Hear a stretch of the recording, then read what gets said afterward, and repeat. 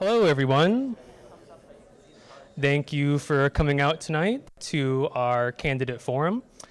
My name is Jack Ketchum. I'm the president of Tempe Bicycle Action Group. I just wanted to thank everyone for coming out here to the first forum of the 2024 election cycle.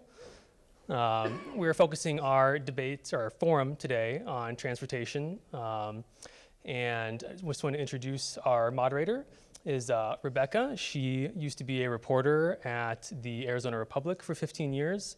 And most recently, she's now at Local First Arizona. And yeah.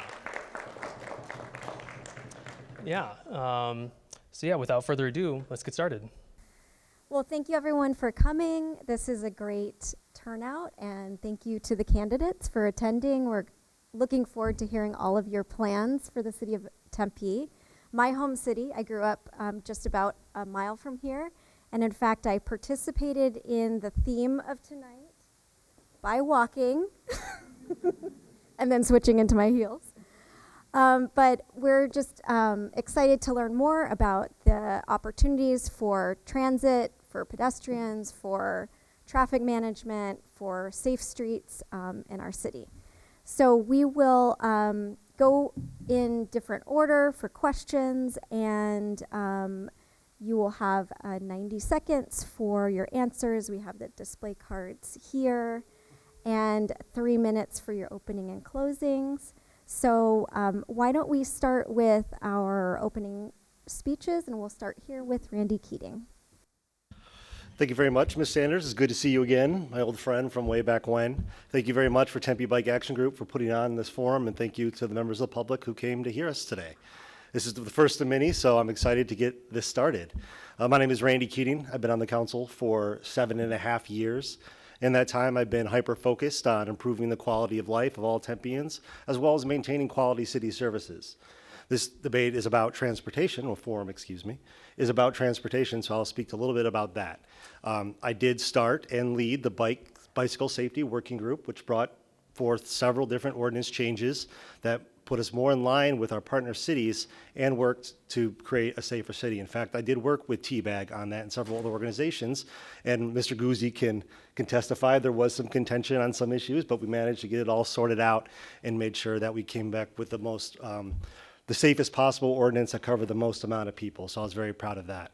I also worked to regulate the scooters in Tempe. If you remember when they first came here, they were kind of everywhere. And so what we did is, it was kind of a clever plan in that we said, we want what the market will hold, but not one scooter extra. So we said to these scooter companies, you're welcome to operate in Tempe, but we will charge you $1 per day per scooter you put in the city of Tempe.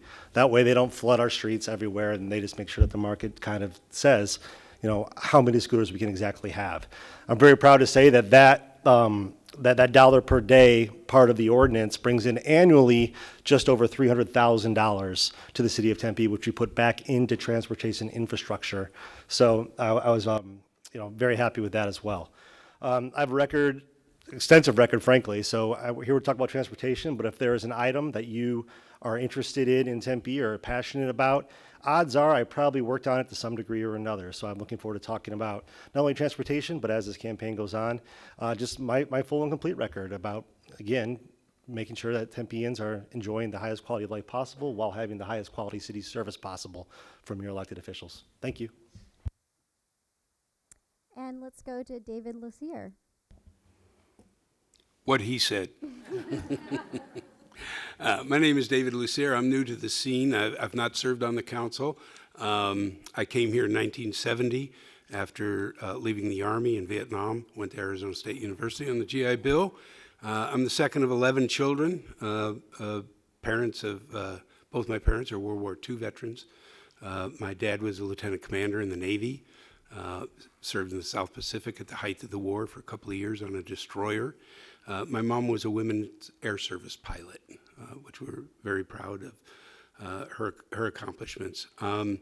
And so my background after school was telecommunication finance. So I did a lot of financial analysis, acquisitions and mergers, bank and loan provisions, current assets, current liabilities. I know how to read a balance sheet and an income statement, a cash flow statement. I did that for almost 20 years. Afterwards, I did skip off to Iraq and Afghanistan and served there as a civilian. Came home, was inducted into the Arizona Veterans Hall of Fame in 2009. I've served on the Arts and Culture Commission, served a year as its commissioner. Was on the Police Review Commission, Planning Area Advisory Board. Been pretty involved, was a co-founder of what's become Newtown Land Trust, I believe is now what it is, focused on affordable housing. I help advocate for the affordable housing unit down on 8th Street for veterans, and it's doing very, very well. And so, while I don't have any accomplishments on the council itself, although I plan on contributing in that era after the election, but so I've been highly involved in the community these many years, and plan on continue being that involved. I am semi-retired, if you want to call it that. I've been, like I said, an advocate for veterans for several years, and so I think that that experience will roll very easily and very nicely into the City Council as your next City Council member. Thank you so much. And Doreen Garland. Hi, thank you. It's nice to see a big crowd in here, so it's good to see all of you. My name is Doreen Garland. I have been a resident of Tempe for almost 34 years. My husband and I raised our 4 children here in Tempe. Our kids went to school here, and now my grandson lives 5 houses away. Just tell me how lucky I am. And I get to see him quite often, but he's the next generation of our family that's going to be growing up in Tempe. So a lot of the issues and things that we look at now, I can look at as a Tempe council member of the things that we're doing that face us on issues that currently are right in front of us, but also looking at things that we can do in our city that's going to be the future, because the future is not only going to be mine as an older person, but it'll also be our younger kids that we are seeing right now. I started off in the city of Tempe as a volunteer. I have been volunteering in Tempe for over 30 years. Girl Scouts, Little League, PTOs, boards, commissions, all the things that my kids were involved in or that I thought were important to get involved in, I did. I joined or got on the Neighborhood Advisory Commission and was chair of that commission. During that time that I was on chair, I learned about the Tempe Leadership Program. I am now a graduate of Class 34, the best class ever. And I really learned a lot about the city at that time, and at that time I realized that all the things that were involved in the city of Tempe, how Tempe ran, and all of the incredible services that we had here, and that was one of the things that made me decide that I wanted to run for the city council. So as council member, I've used some of the skills that I've had in the past from when I worked at Channel 10 Television for 10 years in the news department to what I do, what I was doing as a volunteer. And that just using those leadership skills and organizational skills and my color-coded files, Corey, that he teases me about all the time. And I've used those skills to make changes and to move things forward in the city of Tempe. So I just wanted to tell you, one of the reasons why I'm running for re-election for my second term is because I love serving the Tempe, and I love the process that it takes to make policy and make changes that make our city better. I just want to tell you a few of those things. My first council priorities are reflected in some of the things that I have done in my first term. So I amplified the voices that were needed to move the Family Advocacy Center forward.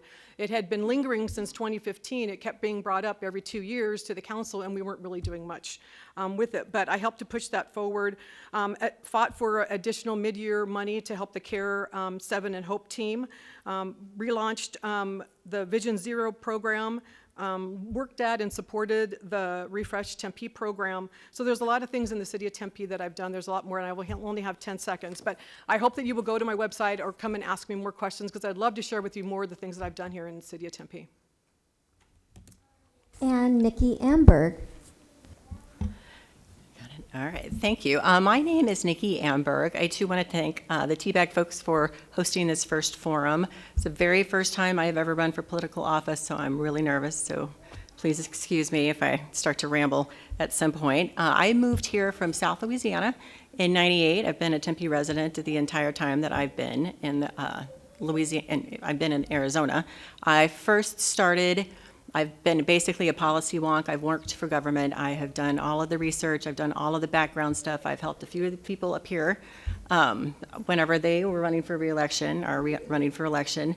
And so I've decided that it's finally time, that time in my life that I'm going to go ahead and try to do it myself. So this is my first time running for political office. So like I said, I've been in Arizona for about 25 years now. I have been incredibly involved in the Tempe. A lot of the stuff that Doreen, talked about, I have also done. I've got 4 kids raised here. My last one is a junior at Corona. I've got 2 sons at ASU, 1 at U of A, so I am a divided household. None of them went back to Louisiana to go to LSU like I did, unfortunately. I have been on the TCC board. I am currently on the Big Brothers Big Sisters of Central Arizona board. I worked with KCOT of Tempe. I worked with the Thai Foundation. I was on the service unit for East Kyrene for Girl Scouts. I'm currently on the National Charity League board as well. So I'm very, very involved in the community. And I just decided that it was, like I said, a very good time in my life for me to go ahead and try to jump and go on the other side of the aisle and try to affect some of the change as an actual elected official. 3 of the reasons that I'm running, one of them is I would actually like to try to get Tempe and to move Tempe along in terms of housing, affordable housing and homelessness, and kind of looking at more of a regional approach to that. Since we are a landlocked city, there's really only so much we can do and only so far we can go with the resources that we have. I would also like to work on bringing a little bit more transparency to the government. Going out and doing a lot more forums, a lot of the big decisions that are made in the city of Tempe, I think it would be a really good idea to involve the public a lot more while the decisions are actually being made and not just, told to you guys after they've already been made. And I would also like to kind of start to focus on some of the core city services, especially with the $20 million that's coming out of the budget soon because of the rental tax. That I think that's going to be, now more than ever, it's going to be really important. And that's kind of it. So thank you very much for having me. And last but not least, Corey Woods. Sounds good. Thank you, Rebecca. Appreciate it. Thanks for the opportunity for the Tempe Bicycle Action Group for hosting this first forum. And of course, thank you to all the residents who are sitting here and those watching at home. Also wanted to say, answer the question. People go, Corey, why are you here? You don't have an opponent. So I'm going to promise I'm going to try to keep my answers as short as possible, but the reality is I wanted to make sure, despite not having an opponent, these are really critically important issues for our city's future, especially when you're talking about the future of bicycles, pedestrian traffic in general, and so I could not miss the opportunity to come here and talk about some of my plans and my thoughts for the city of Tempe's future and really to hear your questions. I also wanted to say, too, what I'm very excited about in terms of where the city currently is, we just got our citizen satisfaction survey back a few weeks ago, and of the 117 things that we actually ask our residents to rate, 89 out of 117 are not only going in the right direction, but showed substantial improvement over the previous year and the year before that. So it's not just simply me talking. I believe our residents feel like this city is moving in a very strong direction, and so I'm very honored to have the opportunity to lead the city of Tempe along with members of the city council. Before I was actually elected to the city council, the first commission I ever served on as a resident of the city of Tempe was the Transportation Commission back in 2006. So I had an opportunity to work on roadways and bicycles and just sort of general traffic safety issues. And it gave me a lot of grounding and understanding of how the city of Tempe worked internally that prepared me to work as a council member from 2008 to 2016. And so that also informed a lot of my opinions when it came to when the cul-de-sac property was actually being developed on Apache Boulevard and fighting for a protected bike lane on Smith Road when there was frankly a lot of opposition to that, when it came to money or people who were just simply concerned about change. One of the things that I advocated for very strongly is we have an obligation to protect people who are riding bicycles in our community, whether they're riding to work, whether they're riding for leisure, or our kids who are riding back and forth from school. It really is critical to make sure that the infrastructure is there to keep them safe, and that we as a city, from a traffic engineering and a public safety standpoint, make sure that they can go to school and return home in a safe way. It's a really critical part of our culture, and I tell people all the time, bike riding is not just simply a leisure activity in the city of Tempe. It is how I know many people who get around by bicycle, and that is their only method of transportation whatsoever. So from my perspective, this is a very critically important conversation about how we can improve the future of bicycle riding in our community, how we can improve pedestrian safety in general, and of course, how we can improve traffic safety as a whole. So I'm really excited to be here for this conversation, and once again, appreciate all of you joining us. Well, we'll go to the questions. Let's start with David. What do you believe is the city's biggest transportation problem, and how would you fix it? Well, there's so many things that the city can do as far as fixing congestion. I mean, I understand that congestion is an issue, but I think more importantly than that is safety. I think we really have to up our game as far as safety is concerned. We've got, we do have a lot of people who walk, ride, but, and we do better than Arizona across the board. Still only accounts for about 4% of the transportation sort of things going on here. So, safety is a huge, huge issue. I'm a bicycle rider. There's been years and years and years that have gone by that I've never owned didn't own a car. In fact, 6 months ago, I finally bought the second new car I ever had, and it's got it's the nicest car I don't drive. It's got a couple of thousand miles on it after 6 months. But so I think that we really have to focus on the many aspects of safety and traffic safety. And Councilwoman Garland. So I think if you think about our roads, it is, I mean, as a council member or a person on council, one of the first things that you really have to think about anytime you do anything in the city of Tempe is about public safety. So this, conditions of our roadways, they're not safe. There's a lot of roads that we need a lot of work on. And I think we also need to be looking at, so it'd be safe, the congestion on our roads, which causes a lot of issues in the city of Tempe also, with our cyclists and actually with people that are walking on our streets. So there's a lot of things that I think that we can do. The conditions of the roads, one of the things that the city is looking right now is a possible bond to be presenting to the residents in November. And what that will allow us to do is to pave every single road in the city of Tempe within 4 years. And I think what that gives us the ability to be able to do is to be able to look at the roads a little bit differently. So we know that the bikes have problems. I was just riding with my campaign team, and T-Bag came out and helped us on that road and on that bike ride, and really you get to see how bad the roads are in a lot of areas. This will give us the opportunity, if this bond passes, to be able to look at not only making the roads better, but finding ways to put in buffers on those roads and make it more connective throughout our city, instead of a bike lane starting and it crosses the road and the bike lane goes away. So I think it's really important that we have to look at safety, we have to look at congestion, and we have to look at the repairing our roadways. And Nikki Amberg. What's the biggest problem right now facing Tempe in transportation? Honestly, Tempe is landlocked, and we've got to build more housing for the people that are coming in here in the next 10 years. So because of that, it's going to put a huge strain on our transportation system, both cars, bikes, pedestrians, folks on wheelchairs, on scooters. Those little scooters that I always see around ASU, not a lot in South Tempe, but definitely around ASU. And, the best solution to me for most of those problems is to go into those individual neighborhoods and say, what do you want? As something that's in South Tempe, I live in Circle G, we're not going to get on our bikes and we're not going to go to the grocery store, but that is completely different than, so the needs down there, transportation needs down there are completely different than what they are, say, up in, Corey was talking about the cul-de-sac area where you're not really going to be able to have a car. So biking and biking safety and getting over these, major thoroughfares and doing it safely, that is going to be, a big focus. So absolutely, safety is number one, and going into the neighborhoods and listening to their individual needs as to what it is that they need. Mayor Woods. So one quick answer, speeding. It's the biggest issue when it comes to traffic safety here in the city of Tempe from my perspective. You have folks who are blowing through school zones. You have people blowing through red lights at major intersections. You have a lot of this sort of street racing and drag racing that's going on. A lot of us saw the incident over the last 3 or 4 weeks at Rural and Broadway where a car actually crashed and split in half and people were ejected from the car.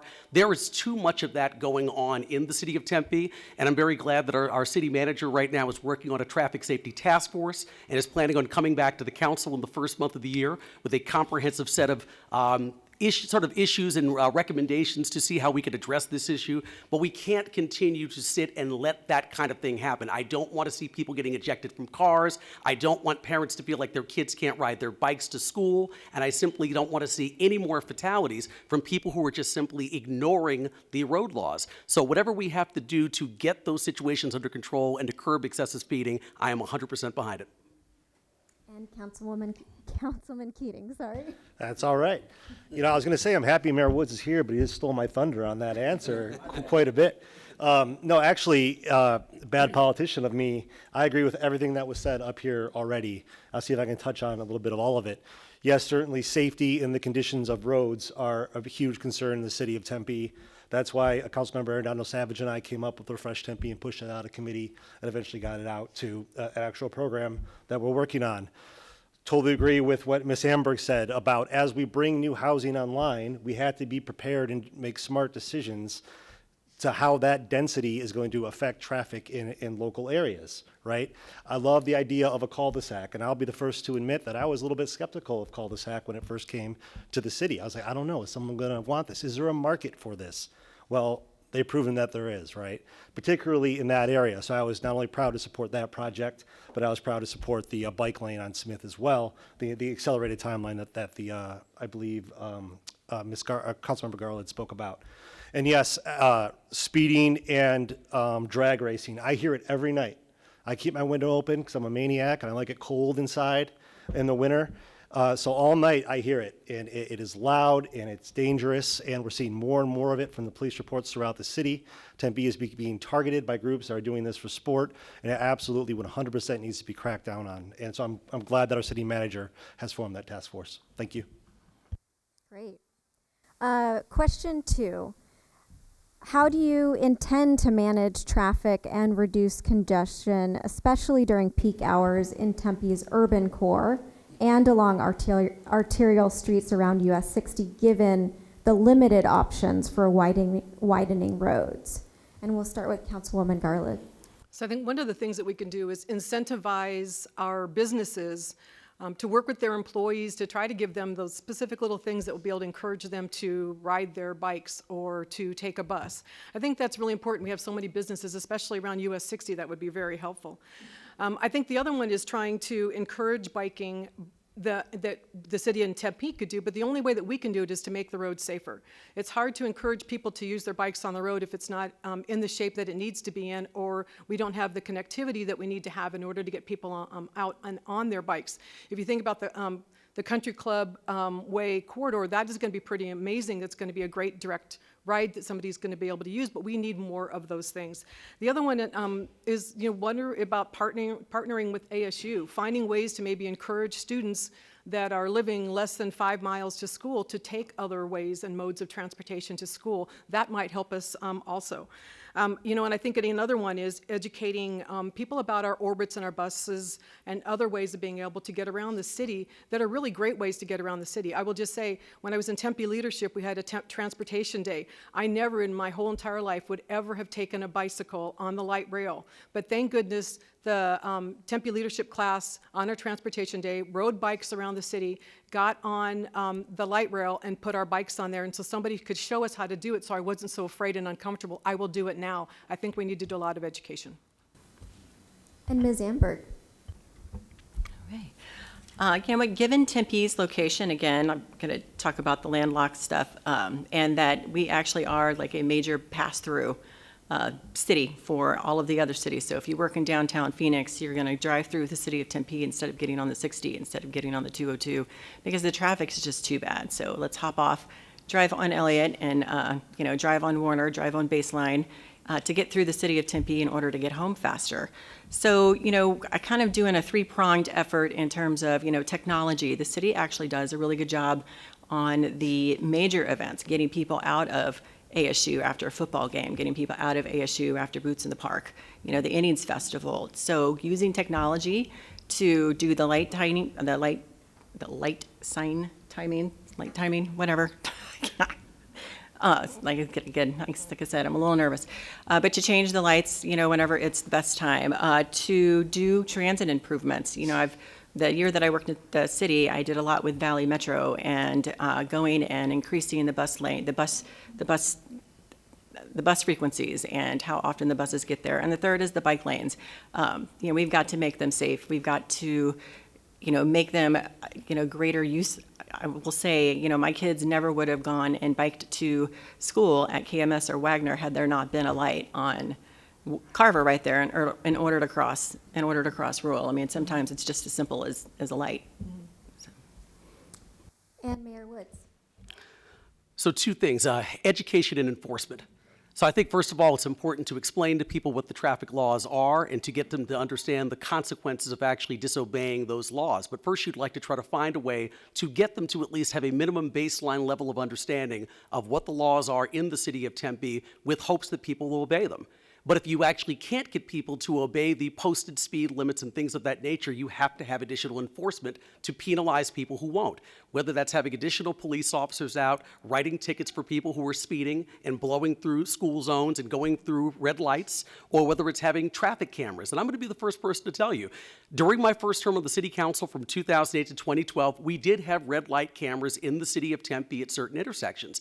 There was an issue with the provider of those red light cameras, and frankly, that was one of the reasons why the council decided to do away with them. But from my perspective, it's not about anyone's ideology or anything of that nature. If we find that those are helpful in keeping people from blowing through school zones and blowing through red lights at major arterials, that is something we also have to consider, because it's also a lower cost way of being able to put out additional traffic enforcement without actually having to have additional officer positions. So I think that you have to do two things. You have to educate people about what they need to do, but if people aren't going to obey the posted traffic laws, you have to provide additional enforcement to frankly force them, because lives are at stake.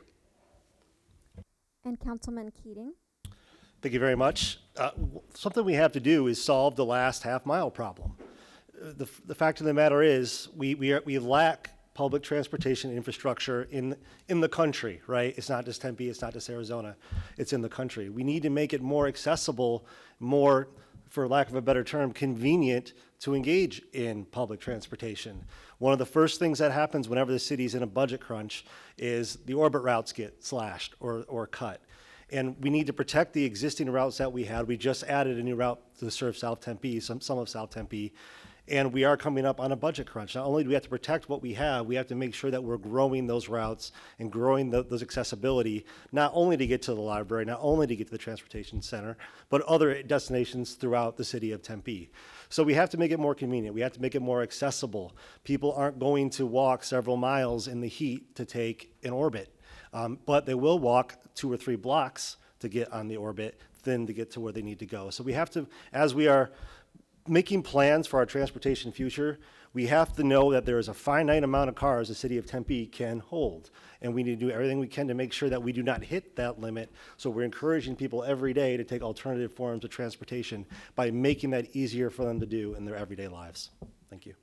And Mr. Lucier. Thank you. There's all these suggestions, and what really kind of hits me is what we're talking about is comprehensive policy, and I see this piecemeal kind of stuff going on. Here's a great example on updating policies. Land use and the automobile are intimately tied.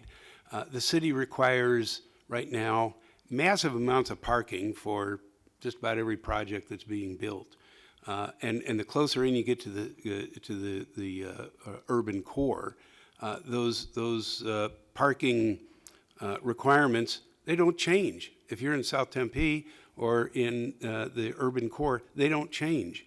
Now, safety is a huge issue. The condition of the roads are a huge issue. I've driven better roads in Fallujah, and I think we really need to take a long, hard look at that. And I know that there's things coming up, but updated, up-to-date policies, comprehensive policies that address all these individual things. That's what I'm interested in building those models that work. Thank you. And building on the parking question, here's our third question. The city's current parking minimum requirements compel developers to allocate substantial resources and land to parking spaces which are often underutilized. This not only increases housing costs, but also disperses destinations away from transit. What is your approach to parking space requirements in the context of transit-oriented development? Ms. Amberg? Thank you for that question. A lot like what David just said. It's not a one-size-fits-all, to me, even with the parking requirements. Something up in North Tempe in the downtown area, like cul-de-sac is the perfect example. You don't need a lot of parking, but once you get a little bit further south where it's a little bit more suburban and getting to mass transit is a little bit harder, maybe the parking requirements could be a little bit higher. So I absolutely in favor of doing developments in the urban core that don't require a whole lot of parking, because if you do that, then you're going to incentivize people to get out of their cars and to walk and to get on their bikes and use that type of mode of transportation to get where it is that they want to go. I also think moving a little bit further south in Tempe, using the multi-use developments, to incentivize people to, if you're going to go, and perfect example is north of Baseline near the lakes, where it used to be a huge, just lots of parking, and now there is, there's a bunch of apartments that have been built there, and there's restaurants, there is a movie theater, so you don't have to get in your car and drive someplace to get those amenities. So kind of doing that type of development when you get further down in Tempe would be a great use in terms of alleviating the parking requirements. Mayor Woods. So I agree. One of the biggest things we need to do is not to have suburban parking codes in the downtown and in the urban core. The urban core of the city was meant to be a more walkable portion of this community. I've lived there for the last 3.5 years, and there are many days that I don't ever get in a car, where I simply walk around to all of my different meetings in the downtown. It's frankly not only good for my health, it's also good for my mental health to actually get some fresh air and have a chance to see people. So I think that you can have suburban parking codes near single-family neighborhoods where it absolutely makes sense, but when you're talking about the downtown urban core, there have to be more creative ways to have shared parking agreements so we can actually do things like eliminating a lot of unnecessary, needless parking. The other thing is, a lot of people know in this room that I'm a huge advocate for housing. We have got to find ways to build more housing in this community. Studies show us that we're going to probably have over 70,000 more people coming to the city of Tempe in the next 10 to 15 years, and we don't have enough housing for the people who are going to relocate here. So we cannot be using the land that we have to create more parking in an urban downtown when we need to be able to use all of the land that we actually have available to create housing for people who actually need it. So I'm all in favor for trying to find ways to adjust those parking minimums. You could have a lot of parking in South Tempe or a lot of parking in single-family neighborhoods, but in downtown urban core sections or along Apache Boulevard where there's the existence of public transportation, we need to reduce a lot of that and get rid of all that unnecessary parking. Councilman Keating. Thank you very much. I agree 100% with what the mayor just said. We should eliminate parking requirements in our urban core. The fact of the matter is we don't need them, and we shouldn't be encouraging people to drive to our urban core. This goes back to encouraging folks to utilize public transportation. You could park here at the library and take an orbit to our urban core. That's not to say, look, I drive to the urban core all the time, but the expectation is that there will be endless amount of parking as we have more and more, as the mayor hinted at, more and more housing coming online, more and more special events coming online. All we're doing is adding to congestion, we're adding to pollutants in the air, we're adding to the heat island effect. I do think parking minimums make sense in a suburban environment like Ms. Amberg and the mayor mentioned, but in our urban core, we need to look at outside the box solutions. I'd much rather a developer pay for more housing units and more parking spaces. I'd like to see a model like cul-de-sac, like another development that says, look, you can have a parking spot here, but you're going to pay extra per month, and that is going, so then the other units will cost less. We should be incentivizing people to walk more, bike more, ride scooters more in our urban core, because as the density goes up, it's going to get more and more problematic to try to introduce more cars into that situation. Thank you. Mr. Lucier. You know, again, more solutions, but there's a, things are out of sync right now and have been, I think, you know, for several years. Not terrible, but, you know, we do have to look at the future. I have yet to hear anybody expound upon a vision for Tempe. What is the vision? Well, my vision is to make it livable. And make it sustainable. And so that entails housing. It does entail some development, but responsible development. You know, all these developments are having huge impacts on our communities. And we're building for people who don't live here yet.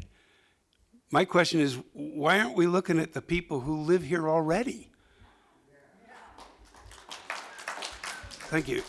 And look for those solutions, long-term solutions, comprehensive solutions, because it's all connected. Thank you. And Councilwoman Garland.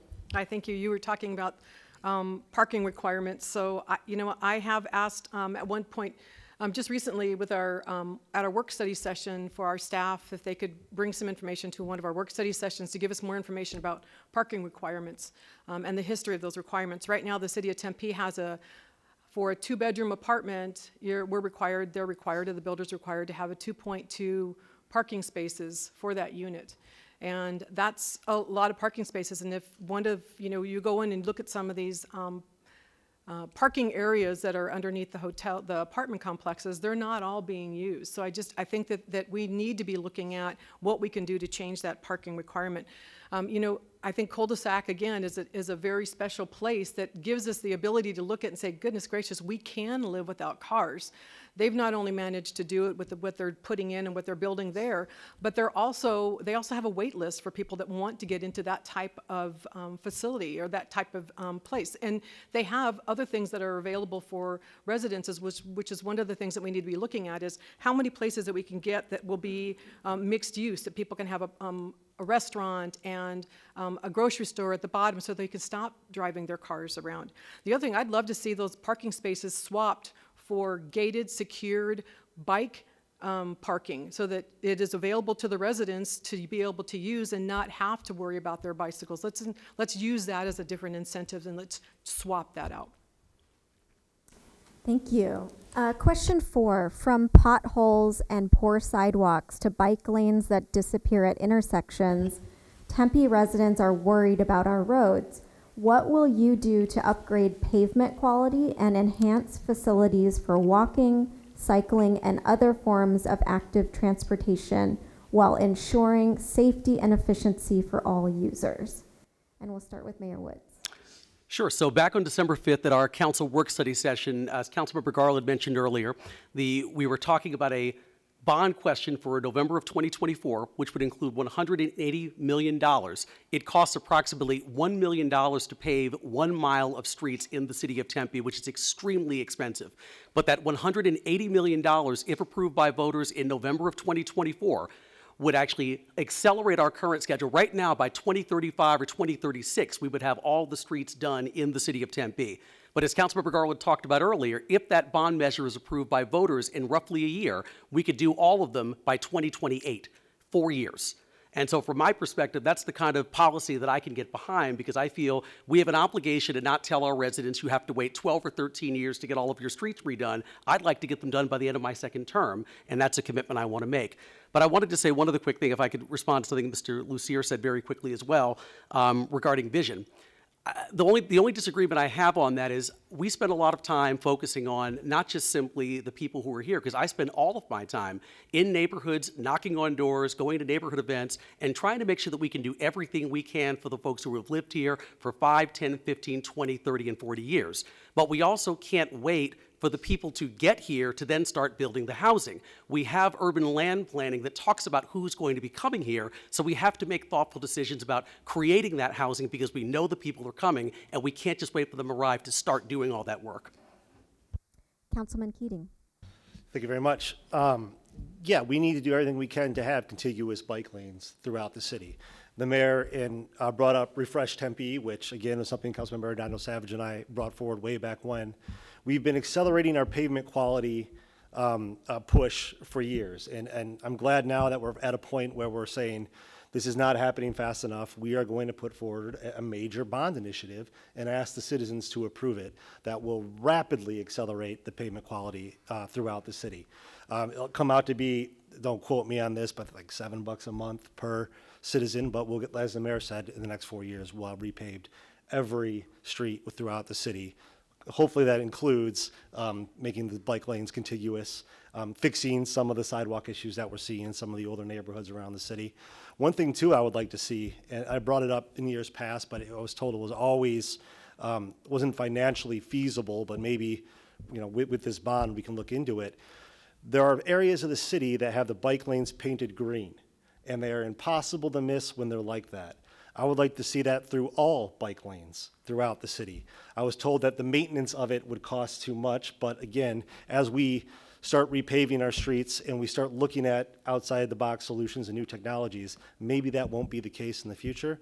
As the mayor said, when more people are coming to Tempe, whether we like it or not, we have to make sure that we're planning for the safest possible environment for anyone to get around the city, regardless of their preferred mode of transportation. Thank you. Mr. Lucier. Well, I'd like to start off with a question. How many people rode a bicycle here tonight? All right, thank you. How many people were satisfied with that ride? So there's a gap. Oh. We have a time for questions afterwards, so if you want to ask a question, you can get a question card. Go ahead. Thanks. Thanks for your question, but and so there is a gap. There's been a gap for quite a long time. I started riding a bike around Tempe 20 years ago, and yes, things have changed, but there's still miles to go. And it's not just bicycles. It is the condition of the roads. It's the quality of the roads. Safety, safety, safety. And there are a myriad of solutions when it comes to bicycle safety. It's just a matter of implementing them. Now, some are better than others. I get that. Some are more expensive than others. I get that. But we can't sit back and continue to use those as excuses as to why these things haven't been done and aren't being done. I get that there's future plans, but we have to start executing. Thank you. Councilwoman Garland. So as the mayor had mentioned, he had talked about the November bond. Again, that's a great opportunity for us to be able to look at fixing the roads. It's not saying that we have not been doing that. We have worked to accelerate our pavement quality index twice. That I have been on council to add more money and funding to try to get that moved forward now. But we are in such a hole in trying to get our roads repaired that this bond will really be able to step things up for our community. And again, it'll be able to add buffers, I think, to our roadways to make the bike lanes safer. But you were talking about, it talks about biking and walking. And I think, we also need to be thinking about the great things that we can do to be encouraging walking also. I mean, you got to look at, we've got some great walking corridors and walking pathways right now. I'd love to see more of those. One of the websites that you all sent us to was something about alleyway walkways and activating the alleyways as walkways to go around. I'd like to see more lighting put out on our pathways so that encourages more people to walk at all times of day or night. And I think, we have to look at accelerating what we can do to add more shade to our buses, our bus areas, so we can get more people to be riding our buses. That helps us out in the community so much. But we do have a plan for shade covers at bike areas, our bus stops, and we need to be really encouraging that. And the other thing we need to do is make sure we're working with our urban forester to really help him promote planting more trees in Tempe so that we can get more shaded areas for walkways. And Ms. Amberg. Thank you. You know what? I am wholly in support of increasing the pavement quality index timeline. I'm down in my neighborhood. One of my neighbors goes out, and the first thing that pops up on her car on the street in front of our houses is hazardous road ahead. So, and honestly, I think this is perfect timing because there are a lot of streets and roads and arterial roads, neighborhood streets that just are not bike friendly, are not wheelchair friendly, are not scooter friendly. So this is a fantastic opportunity for the city to actually be a little bit more proactive. And when we're redoing those streets, asking the neighborhood, what would you like? Would you like to see some raised bike crossings? Would you like to see some vertical elements on the bike lane separating the bikes and the cars at the intersections? Would you like to see some bike signals at some of the red lights so that the bike signal is going to turn green before the car can actually take a right and hit you as you're crossing the street? It's a great opportunity to do that at this time, and to really address the community's concerns in those areas. And I would also love to work with Valley Metro. Whenever I was up at the city hall last year, we would get emails about after they redid, they built the streetcar. Whenever they redid, whenever they were building the light rail, I don't think they necessarily took into account the safety of those bikes and those wheelchairs and those scooters that are now going to have to go over those tracks. So, working with some of the other governmental entities that have, some impact on that whenever you're actually building it at the time would be a fantastic idea. And Mayor Woods, wait, we're going to, do we go back to, okay, Councilman Keating?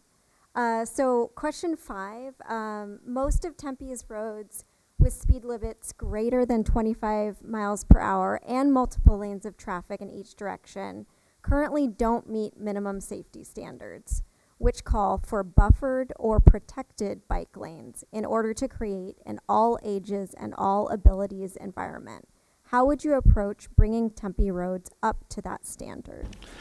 Has been addressed a few times, safety is paramount on our roads, and we are seeing speeding currently in the city of Tempe is an epidemic, as is street racing, as are accidents caused by these behaviors.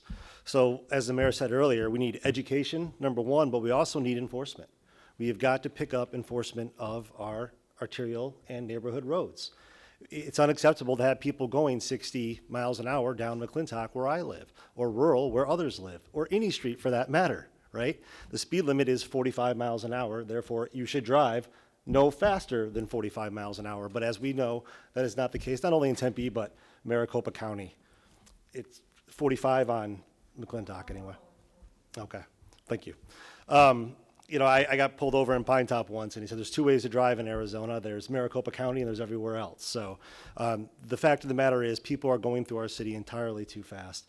I'm incredibly supportive of the task force that is looking at these problems and more, and going to bring back recommendations to the council on solutions that we can take to increase safety throughout the city.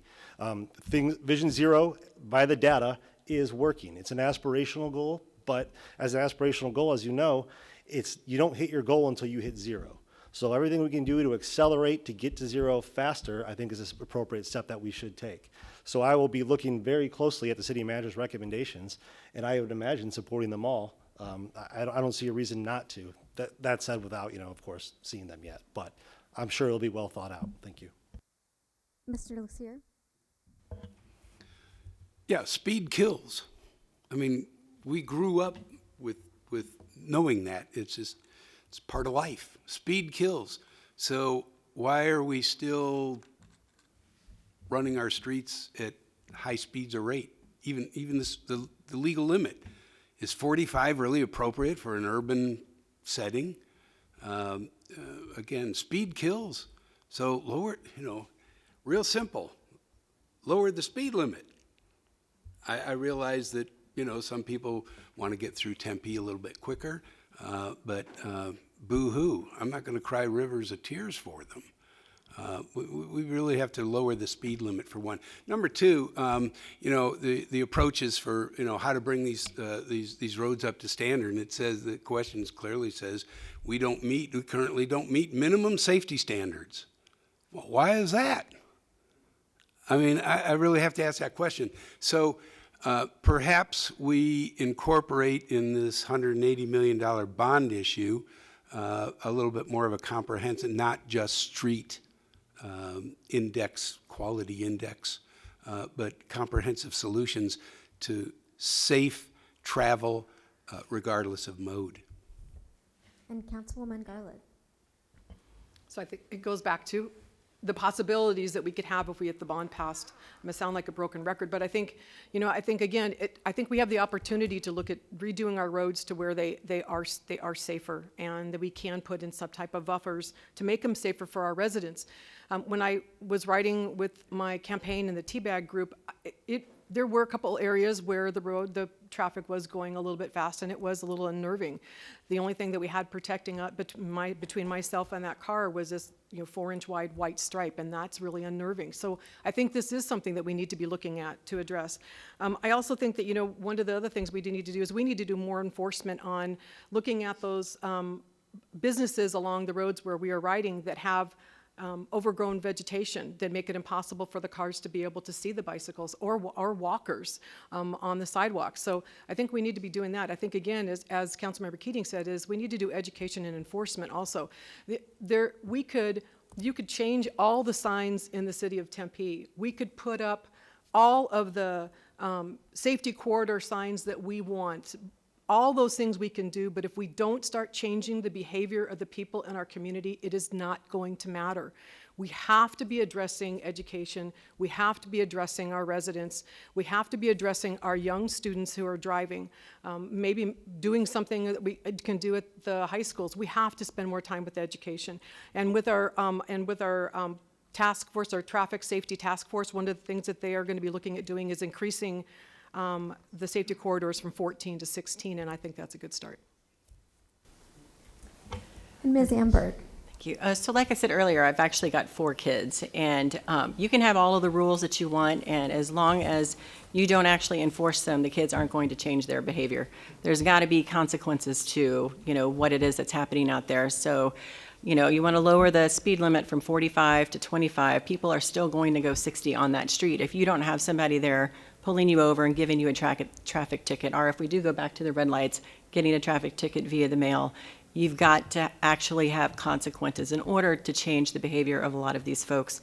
And again, you know, focusing on the really bad areas. The Vision Zero, I think, was a fantastic idea. And it's not just, you know, the traffic accidents, it's not just the traffic speeds, it's the type of accidents that are happening.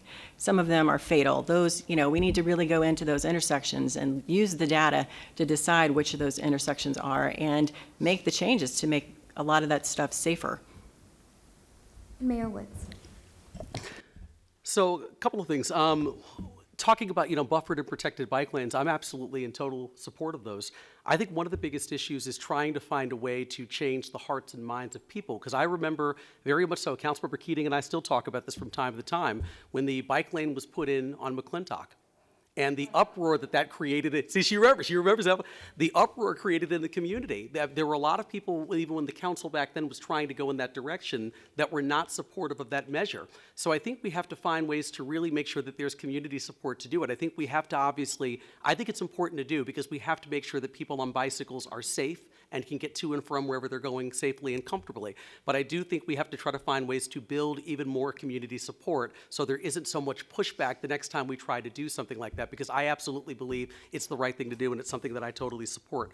I do believe we should look at lowering speed limits in places where we have data that shows that there has been a consistent excessive speeds. I don't think we should just do it in a blanket way where we lower speeds everywhere, but if you've got places where you know the top 10 worst intersections in the city of Tempe for fatalities or collisions, I think we absolutely should be looking at lowering speed limits in places like that because we have the data to back it up, and I think Tempe residents would support it. But I also do believe, once again, going back to enforcement, I think we have to find ways to ensure that even after we change some of those speed limits or look at making some adjustments to a lot of the traffic engineering for the roads, there has to be a consequence for people who still choose to break the law. Thank you. Now we'll get to audience questions. We had some submitted ahead of time and some of you filled these out. Thank you. And I'll call on one of you to answer the question. If another person feels a burning desire to also answer that question, you can raise your hand afterwards. And we'll also stick to the 90 seconds. So let's start with this first one, and Mayor Woods. Tempe adopted a Vision Zero plan in 2019. Vision Zero is a data-driven traffic safety policy that takes an ethical approach towards achieving safety for all road users. The goal is to achieve a reduction in the number of fatal and serious injury crashes to zero. What is your plan to get to Vision Zero? So I think the Vision Zero plan is a good one. It's clearly an aspirational one, and I do believe that it's working. But I believe that more can be done. And going back to, I think there are some things where the actual engineering of the road can change a lot of the outcomes. If you find ways to narrow roads or slow people down by just sort of making changes to the actual street, I think that can be very effective. And that's sort of a one-time change you can make through a capital budget expenditure. So I think that can be tremendously helpful. But I also do think when you talk about additional police enforcement or red light cameras and things of that nature, I think that's another way to get closer to your Vision Zero goals. If people begin to know that if I speed through Tempe, that I'm going to get pulled over or I'm going to get a traffic ticket in the mail, they begin to change and regulate their own behavior because they know there's a consequence for doing the wrong thing. And I think that's also what's critically important to get to our Vision Zero goals. So basically, I think it's working, and I absolutely 100% support Vision Zero, but I do think through additional enforcement and frankly changing the way that some of our roads are currently structured and configured can help us get there a lot quicker. Tempe has a $20 million budget loss on the horizon with the state rental tax repeal. Tempe's transit service was reduced because of city budget cuts after COVID, and now the second budget cut is looming. Will you protect transit service from budget cuts, or will you continue to reduce transit service in the city of Tempe? Let's go to Mr. Lucier. If you were to be on council, would you vote to reduce transit service in the face of the budget cut? No, because the answer is no. And the reason is, transportation is not a 1 year up, 1 year down, pay a little now, pay a little less later. It's difficult to get people to change their behavior patterns so that once you do get them on the bus or riding their bikes or walking or whatever the non-automotive transportation method is, people will go back to and fall back on old habits. And so this is the kind of thing that I think needs to be preserved and perpetuated and maybe even expanded. I'd have to look at a budget to give you something more specific, obviously. And that's tough. And I'm not saying that that's an easy thing to do because there are trade-offs. There are always trade-offs because you always have, more good ideas than you've got money. And so, it does take a lot of input and a lot of thought to do it. But cutting back on transportation like that, no. Councilwoman Garland, this one is for you. Neighborhood efforts to install traffic calming infrastructure or bike infrastructure often have support, but budget and engineering limitations are used as excuses not to do them. How would you address this dynamic between staff and Tempe residents? When I was raising my 4 kids, we live on a feeder street to Wagner Elementary School, and the traffic was always really fast, especially for the parents who were late in the morning. And so I put in or did the process that we needed to do to get speed humps on the street, and it made a significant difference. I think it's really important that we have the ability to do different type of street calming and road calming in our community. But we have made the process hard, and I know that wasn't part of the question, but I think we need to make that process a little bit easier. There is a line or a list of people who are in communities that want to be able to get traffic calming in their community, but there's only so many dollars to be stretched to be able to do that. I do think, and I was just talking about this today, that we need to be looking at finding other ways to be able to put money into that, because again, it's all about safety, and we are here talking about roads and road safety. I just think that that needs to be another part of it. We have the ability to be able to make those changes, and I was talking to a resident just this past weekend, and they were saying that they have been on a list now for 2 years trying to get traffic calming on their street, and they are one of the feeder streets to a school. So I think it's also looking at what the priorities are. So when we have traffic calming lists of communities that want to do it, is there a list that says that if they are near a school that they have first priority over others? I don't know that, but I'd really like to be able to work on that more. Would you like to add? Yes, I would. I would like to add on to a point Councilmember Garland made about a lot of neighborhoods want these things installed, but there is never the money there to do it for everybody. And something, Doreen, you would have no idea, Councilmember Garland, excuse me, you'd have no idea of knowing this, but I've actually had talks with the city attorney about possibly creating some sort of no-interest loan program to HOAs and neighborhood associations to do just that. So that'd be something I'd love to work with you on in the future. Mayor Woods? Just one quick thing on that, too. I mean, budgets are a reflection of your values and of your priorities. And I can think of one specific example when we were talking about cul-de-sac, and I know I mentioned this during my opening, because there was concern at that point from staff about the Smith Road protected bike lane, and it was a concern about money in our capital improvement budget. But the council went downstairs in a very public way and said, this is important. This has to happen. And if we have to come back and look at our entire CIP and find things that we need to remove or delay, we're willing to do that to ensure that this actually takes place. And so we have ultimate control over those budgets, and from my perspective, we have the ability to reorder and move things or delete things if we feel the need to move something up. And in that situation, when it came to the protected bike lane for the folks at cul-de-sac to get to and from the Tempe Marketplace area, the council spoke very loudly and said, we are willing to delete something because we cannot afford to have anyone hurt, injured, or killed by not having a protected bike lane on Smith. And so I think that that's the thing. Budgets are a reflection of values, and you have to fight for the things that you believe in.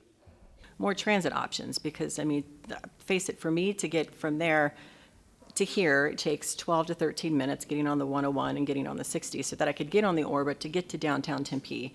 It takes me 17 minutes in my car to get to downtown Tempe, so you're not going to get a lot of residents down there that are willing, you know, to drive to the library, to get on orbit, then to get to downtown Tempe, and then they, you know, turn around and do the opposite. So, you know, I would actually love them to see the city expand orbit into downtown Tempe so that I can get onto the orbit within a couple of minutes. If I want to bike to the, you know, the orbit, if I want to walk to the orbit, I can't do that right now. It's not an option. So I would love to see orbit, you know, going down there by where some of those folks live. Let's go to another question, and I'll give this to you, Ms. Amberg. What will you do to regulate high-speed, high-powered e-bikes and e-motorcycles? Tempe needs laws on the books so these e-bikes that are able to go 30 to 80 miles per hour aren't allowed on bike paths and have to be licensed and insured. It's a good question, and I have to tell you, don't have a lot of background on the e-bike stuff, but I mean, I guess it goes maybe to more enforcement. If there aren't any speed limit laws right now for e-bikes, then absolutely there should be, and if there are speed limit, you know, for these e-bikes, then they need to be enforced. People, again, aren't going to change their behavior. You can educate them, but they're not going to change their behavior if there's not some type of punishment in order, you know, in order for them to not do it again. Yes. So there actually is a speed limit to e-bikes and scooters in the city of Tempe. In our urban core, the scooters and e-bikes are 15 miles an hour. Everywhere else that's not in a bike lane is 20 miles an hour, and that was part of the scooter regulation that myself and Mayor Mitchell worked on however long ago. So yes, it is an enforcement issue. If you are riding an e-bike in a bike lane, you are allowed to go, you know, I can't believe they can go 80 miles an hour, but don't go 80 miles an hour in a bike lane, go the speed limit. But outside of that one environment, 20 miles an hour is the maximum. And again, in the urban core, it's 15 miles an hour, so it is an enforcement issue. Thank you. Yeah, e-bikes and the like fall into different categories. My e-bike is, I think, class 3. It can go to 20 miles an hour. It just won't go any faster. But you know, technology and advancements and all this, you get some of these two-wheeled vehicles that can go a whole lot faster. And you know, there is regulation, and we keep talking about enforcement.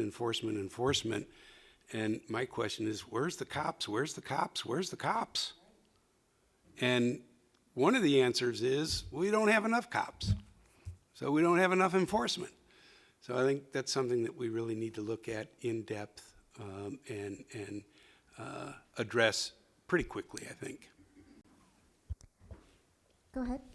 I was just going to say really quickly, I would love to, on the e-bike question, I would love to talk to who wrote that question, find out exactly kind of what they think might be necessary to update the ordinance, and then find ways to update that ordinance. It's only a 2-hearing process, and if we can get some information, because I don't personally have an e-bike, but the person who wrote that question, I'm sure, has a lot of knowledge about how e-bikes work and exactly what regulations should be followed. So I would love to talk to them afterwards, find out what they think we should actually incorporate, and see if we could bring something before the council to make that change. In fact, they wrote a couple of brand names on here, so they definitely Once have a lot again, of proving they knowledge. know a lot more about e-bikes than me. They wrote brand names on the card, so I'll find you after the meeting. Mayor Woods, I want to go to what you were talking about with the photo enforcement cameras having to be deactivated. So this question is, what does it take to bring them back? A simple council vote. And you know, and I'll say too, I agree with Mr. Lucier's comment about trying to find ways to have more officers to actually go out and do that and write traffic tickets. I agree with them. We do need to find ways to create more funding to get more of them on our streets. But at the same time, right, in order to bring back the red light cameras, you would just simply need to find a vendor that could actually produce them at the city of Tempe. And once again, another 2-hearing process, and we could actually have those back up and running fairly soon, provided we can find a vendor. The major issue that happened, it was either back in 2011 or 2012, was that the company that was doing the providing in the city really was getting into some controversy at the time. And so there was concern that we were not sort of doing business with a company that, you know, had some challenges, and so that's why we didn't do it. But at the same time, I don't have any issue from an ideological standpoint bringing them back if we think they actually could save lives in our community and might help us from a cost standpoint. There's been a couple of conversations here tonight about the $20 million we're going to lose in the beginning of 2025 due to the repeal of residential rental tax. So I think we have to find ways to, one, bring on more police officers to help with a lot of that traffic enforcement. But secondly, I think the red light cameras might be a way to actually increase traffic enforcement, get closer to our Vision Zero goals, and do so in a more inexpensive way. So I think the combination of the two, more officers and the red light cameras, would really help us out tremendously. Go ahead. I totally agree. And just a quick, anecdote. When there were speed cameras up on the 101, I was going to North Scottsdale a lot. That ride was like Death Race 2000 until we got speed cameras there. Then things got calm, and it was almost a pleasant ride. Then they came down, and it was right back to where they started from. I mean, literally, it was a death race up there, and so I think that they've been a proven and effective way of some type of enforcement, traffic calming, et cetera. And so the combination of the two, more cops, and let's look at those cameras, those traffic cameras. Just agreed on all counts. Thank you. Yes, Ms. Amberg. So I talked about earlier that I spent almost 10 years working at the Senate, so this is also another shameless plug. This election is in March, so this legislature is notoriously anti-local control. So if they start getting wind that some of the cities are wanting to bring back these cameras, they may actually pass a bill to say, no, you can't do that. So when you go to vote in the fall, please keep that in the back of your mind as well for that election. I'll give this to Councilwoman Garland. There's two questions here. How are the zero tolerance banners working out, and how can I get more info on the results of the Tempe Vision Zero campaign?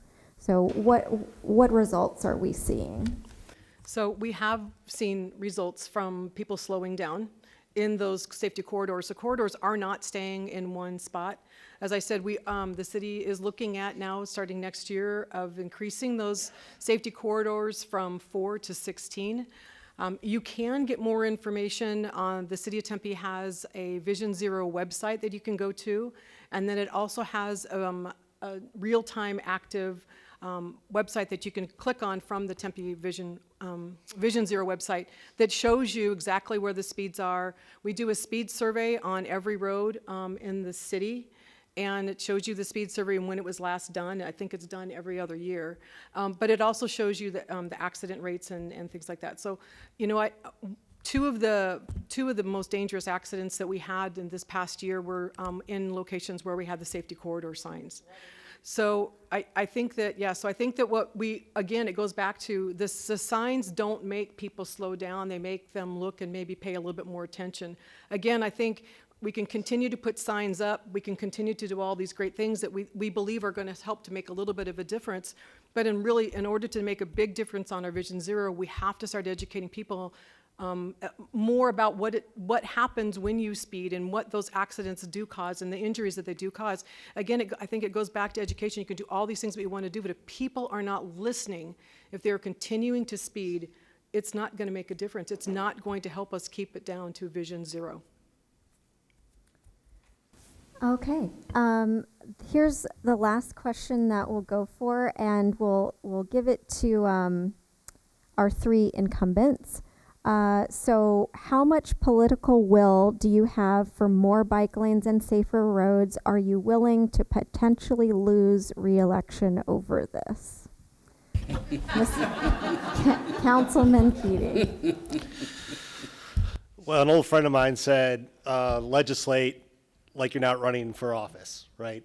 And so the answer to your question, yes, we've heard repeatedly from our residents that they want more transportation options. We've heard repeatedly from our residents that speeding is a huge issue in the city of Tempe. And nowadays, in the last 6 months or so, this drag racing issue is a huge public health, a public safety concern. So I would suggest to anybody to not do this job if you're acting to get reelected. The fact of the matter is, campaigning is very easy. Governing is very hard. It's easy to say, I will do A, B, and C, but it is hard to get in there and actually get it done when A upsets you, but B makes you happy, and C pisses everybody off, but maybe C is the correct choice. So absolutely, we need to address these issues that we are hearing, and we need to do so in a punctuated way. So if that upsets, I know people are, they don't want to lower the speed limits. If it comes back that lowering the speed limits will substantially increase safety in the city, then it is incumbent on us as your city councilors to take that action, because our first responsibility to the public is safety. Thank you. Councilwoman Garland. I would just say ditto, but I have, another minute and 20 seconds. So, I completely agree with what Councilmember Keating said. We make decisions because we feel like they're the right decisions that we make for the city. And always, for me, I'm always thinking, no matter what I'm doing on city council, whether it's looking at any type of issue, I'm always looking and thinking about the people in our community. Our numbers equal people, they're people. And so I think when we're making decisions in our city, we have to be thinking about public safety. And so absolutely, I would vote no matter when it was, to make sure that we're doing the right thing for our community. I think that's what we need to do. And I also think that doing that, it makes a difference. People want to see us do the right thing, and they want to see us stand up for things that are right, whether we're going to get stones thrown at us, which has happened, or not. We are going to do what's right because it's right for our city and we care about our community. I wouldn't do anything less than that. Mayor Woods. Yes, I'm willing to lose re-election, but I had to. I had to say it. Honestly, but to the previous points that were made, it's true. I think you can't govern worried about poll numbers and focus groups and things of that nature. I think you just have to, one, make sure that you are trying your best to represent the people of this community. And the people of this community have a wide diversity of viewpoints. That's one thing that can't get lost in that conversation. You make one decision that you think would be very popular, and then people start yelling at you about it because they don't like it, and that just sort of happens. But those are the jobs that you take. But I do think that you, one, have to make sure that you're always attempting to represent the community to the best of your ability. But two, you have to make sure that you're doing things that are in alignment with your own values and your own ethics. And as long as you're doing those things, you can sleep well at night knowing I did what I thought was right.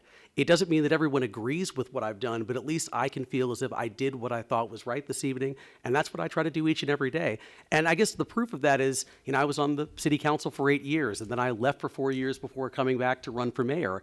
I think you have to make sure that your whole identity does not become being an elected official, that you have other things to do, another job, family, things of that nature, other interests and hobbies, other friends, because the reality is if you get too tied up in the job and it becomes everything, you're willing then to probably sacrifice who you are and what your values are just to stay here. And I think if you do that, you're not really representing people at all. You're just representing yourself. Yes. Yeah, real quickly, I mean, it put another way, there's always the tension between leadership and representation. And so the conflict is constant. But as our mayor said, you really have to stay true to your values. And if you can sleep at night and enjoy your life, I think that's kind of what it's about. But so, you want to, most of the solutions that I've come up with, I've given a lot of thought to. We've moved the needle in a lot of different areas. We went from under 1,000 veterans going to ASU to over 10,000 in about 5 years, things like that. That's moving the needle. But that was having to do with leadership. But I represented a community there as well. And so, fortunately, everybody was in sync. I realize that not everybody is always in sync. And that's the trick, is to be able to manage that. And I've managed those kinds of situations all my life, and I'd like to bring that expertise and that professional perspective to the council. Thank you. All right, well, let's go to our closing statements, and let's start at the end of the table and work back. So Mayor Woods, why don't you start us off with the closing statement? Thank you, Rebecca. I appreciate you moderating the forum this evening, and thank you again to the Tempe Bicycle Action Group for hosting this first forum. And of course, once again, thank you to all of you who are here or those folks watching at home. I just want to say, it's really been over the last 3.5 years, but not just then. It's the 11.5 years that I've had the opportunity to serve as a member of this governing body. It really has been an honor to serve residents from, frankly, north, south, east, and west. And so I'm really looking forward to having the opportunity to do that for another 4 years and hopefully continue to lead the city well into the future. But I'm also excited for the cause and the issues that we were here for this evening, is to talk about traffic safety and pedestrian safety and bicycle safety. I think those are very critically important as we I mentioned earlier about the sort of the controversy over the McClintock bike lane some 6, 7, 8 years ago. The reality is, I think part of the problem during that situation was there were a lot of people that thought that bicycle riding is only sort of a leisure activity that people do from time to time. When the reality is that is not who Tempe is. We have people here who ride bikes daily and constantly. And I said, going to school, going to work, and for leisure and for recreation. And so I think we have a moral imperative to find ways to ensure that people can ride bikes and people can walk our streets and feel safe and feel comfortable and not feel like they're at risk. And I'm excited about the conversation tonight. I think there's been a lot of great solutions and a lot of great concepts discussed this evening. And I'm looking forward to trying to find ways to implement those as a member of the City Council and as mayor of this city. So thank you. And Ms. Amberg? Yes, I'd also like to thank the T-BAG group for doing this. My first candidate forum, I think I did okay. Flubbed totally one of them, but that is what it is. I absolutely 100% believe in a multimodal city, and what that means to individual residents, what that means to individual neighborhoods, is what I want to listen to, and it's actually what I want to work towards. And just a mom, I've got 4 kids, I've got 4 fur kids, 4 fur babies. That sometimes like more than my other kids.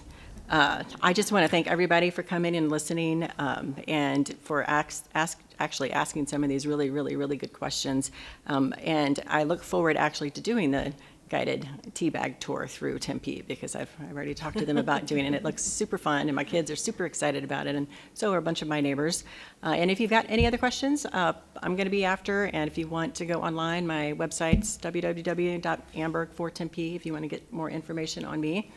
I absolutely, would love for you to take a look. Thank you. Thank you. Councilwoman Garland. Thank you. This has been a great conversation, talking about transportation, talking about walkability and bike riding through our community. It's all those things that bring us together. Those are great community events, great community things. I love that about City of Tempe. And one of the things that Mayor Woods and I were talking about a couple days ago is the bike bus that members of our community who are sitting here in the audience created. It's an amazing event where they meet with at a church. They meet in a parking lot. All the kids get together and they come out, and there are snacks. There are little stickers that they can have. And they all get together, and at one time everybody leaves to either ride their bikes or walk to school. It's such a great community event. I've asked them that I'd love for them to be able to go to the school board to talk about that, to see if we could do it in other communities. It's a way to bring us together, and I just absolutely love that, because it was brought together by people who enjoy biking and bike safety on their street. So those are the things that I absolutely love about the City of Tempe. I want to continue to be your council member. I've enjoyed the last 3.5 years. I've learned an awful lot. They say when you start as a council member, you're like drinking out of a fire hose, and that is absolutely the truth. So there, you guys know that. But I want to continue to do it because I really enjoy working with you and helping to make changes in our community, and I feel like I've been able to do that with your help. I am available. I've mentioned this to many people before. I save Monday through Friday, 7:30 to 9:30 in the morning, so that if any resident wants to meet, I'm more than happy to do it. I love coffee, so if you want to get together, I am more than welcome to meet you anywhere for coffees in the morning to talk about any issues or concerns that you have with the City of Tempe. You can get more information about me and about my campaign if you go to garlandfortempe.com. Thank you. Mr. Lucier. One of the things I've given a lot of thought about is again, vision. And one of the things I'd like to bring to the council is my vision. And my vision is, hopefully it's shared, is to make Tempe, establish Tempe as the most livable city in the state. There are so many pieces to that. Transportation and all its complexities is a big part of that. And so I want to thank all you folks who came out tonight so close to Christmas and spend this time with us. And so the whole issue of livability has a lot of components, but I also want to go to the root causes, which in my mind goes to responsible development. And from that, we can talk about transportation, we can talk about livability, we could talk about all the other issues that, all the components that come with that. And so if you'd like to learn a little bit more, www.davidforcouncil.org. And my phone number is my phone number. I've had the same phone number for 25 years. So please feel free to give me a call, and love to talk to you if you've got any further input. Thanks so much. And Councilman Keating. Thank you very much, Ms. Sanders, for moderating, Teabag for hosting, members of the public and those watching at home for participating in today's forum, and of course, city staff spending their off hours here to make sure that folks can see this, not only on Channel 11, but on the internet. So, I was nervous about this all day. And now we're ending it right as I was really starting to have fun. So thank you all for the questions that you gave. And I hope that my knowledge and my passion for our city came through, even if you're watching from home. The fact of the matter is serving on the city council the last 7.5 years has been an honor and a privilege. And I've addressed it as such every single step of the way. I have a fantastic record I'd love to talk to anybody about. It's all over my literature too, so if you want to pick up any of that, we can discuss that. But it's about being accessible to the public. It's about, as the mayor said, not forgetting what your values are, not forgetting what your roots are, and just trying to do better with each decision that you make. No one runs for office to take the easy path. There are tough decisions that this council makes every single day, and they're complex. And, you know, it's been so much fun, and it, again, been an honor and a privilege to be part of that. I firmly believe that Tempe's time in the sun is not setting. We have bright days ahead of us. I look forward, with your consent, of course, to continuing to add to that, to continuing to be parts of those decisions and those conversations. You can find more about me at randykeating.com, no relation to Charles Keating. Everybody, please have a very happy and safe holiday season. Thank you again.